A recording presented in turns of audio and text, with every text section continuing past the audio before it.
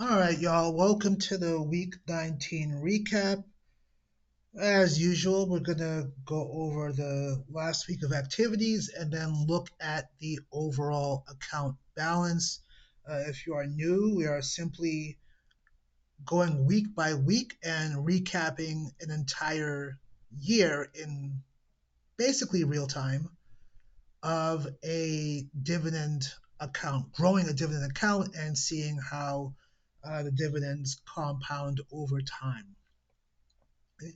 So for this uh, week 19, with our usual buy, so again, every Monday we put 100 into CGDV and DIVB, and I'll just pop those open now so you can see what the purchase prices were. So for CGDV, was 36.36 was the price, and for Div B, 48.48 was the price. So I don't know, kind of a, I don't know, maybe a once in a year or once in a decade thing where you know kind of had 48.48, 36.36 for the other price, where the prices were kind of basically kind of double dollars and cents to each other. Uh, Again, that means nothing, just a weird coincidence. And then also on Monday, Nvidia moving up, I did buy to close the put. I sold, I think, the week before. Uh, so this put was sold for, I think, about $76. And with only $3 left of value on the Monday, it just didn't make sense to hold the put for another 5 days. Again, some may look at it as though you're basically giving $3 back for nothing, but I see it as kind of de-risking. Again, there was just no point in putting up, essentially, $10,300 to earn the remaining, or to hold on to the remaining $3 for the week. Okay.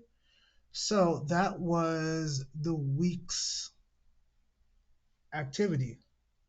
So looking at the account, kind of a few call outs again. I think two of the kind of big questions for the year were, head to head, which would do better, SCHD versus JEPQ, and then also for the new to the account ETFs, which would do better, dollar cost averaging, DIVB versus CGDV. Okay.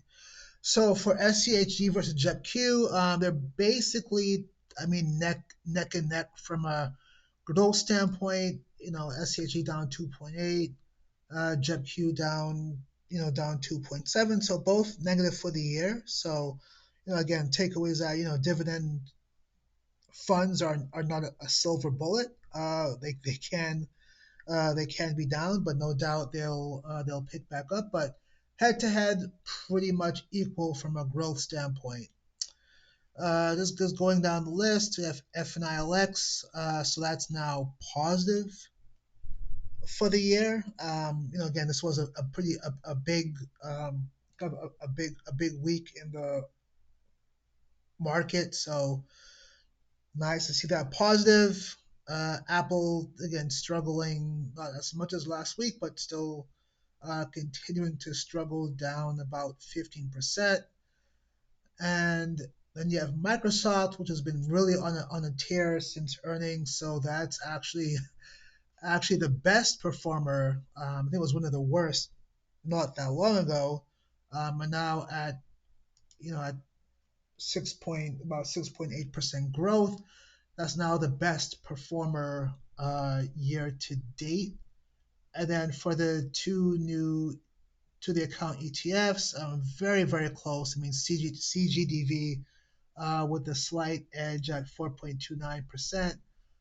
Sorry, that's the percent of accounts. So 4.29% of the overall account versus DIVB at 4.21%. So not the growth, but in terms of percent of overcutting, see that it's head to head. And again, we're putting again essentially the same amount into each every Monday. So basically, whichever one has a higher current value is the one that is in the lead for year to date growth. Okay. So that leaves the overall account at $45,717. Year to date growth $926.71, representing growth of just over 2%. Okay, so overall, still beating the SPY. Um, and again, for it's been a choppy, volatile year, positive growth is definitely good growth, even if it's relatively small. Okay, so that wraps up the week. Hope everyone has a great week ahead of trading and buying.